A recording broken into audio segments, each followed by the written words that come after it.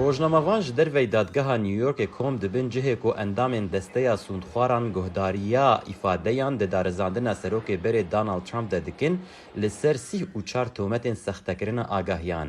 Serokê berê yê Amerîka bi wê yekê tê tewmetbarkirin ku wî dana pereyan veşartiye ji bo nehêla raportên neyênî derbarê wî belav bibin bi mebesta bandorkirina encama helbijartinên 2016. Di nav şahidên dozê de David Pecker, rêveberê berê yê rojnameya National Enquirer cih digire.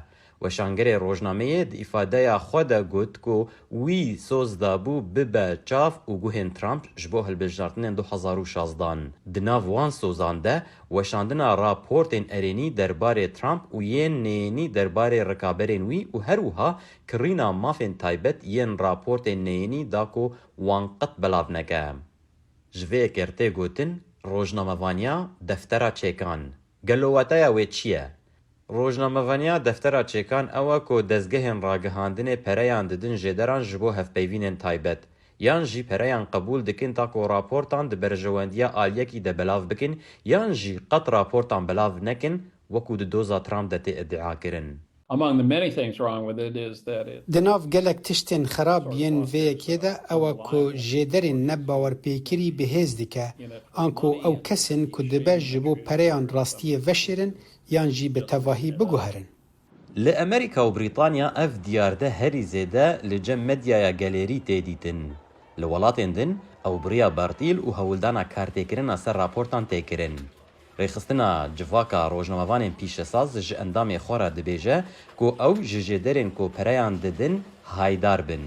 Dengê Amerîka jî di peymana xwe ya rojnamevanî de dibêje ku ev kar etîk û exlaqên rojnamevaniyê bin pê dike.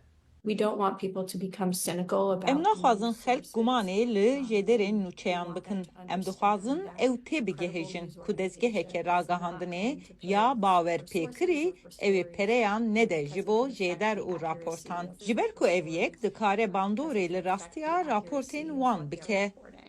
Dana pereyan ji bo rojnamegeriyê bi giştî wekû pirsgirêkeke exlaqî tê dîtin. Rêxistinên wekû Federasyona Navnetewî ya Rojnamevanan banga mûçeyên bilindtir ji bo rojnamevanan dike da ku rê li ber dana berdîlan bo naverokê weregirtin. Beşek ji xembariyê ev e, windakirina babetîbûnê û pê re jî windakirina baweriyê ji aliyê xelkê ve. The aim of journalism is to Armanca rojnamegeriyê berhemdana agahiyên rast û durust û südmend e û dema perê ji bo jêderan têdayîn ev yek nema êdî zelal dimîne. Li vê dema ku doza yekê ji dozên tawankariyên Trump pêş ve diçe, li gel ku serokê berê tohmetên dijî xwe yên sextekirina tomarên kar red dike, dadgeh roniyê dide ser vê pirsgirêka nezelal ya exlaqên ragihandinê. Ji bo raporta Araş Ereb Esedî, Sîrwan Quço, Dengê Amerîka.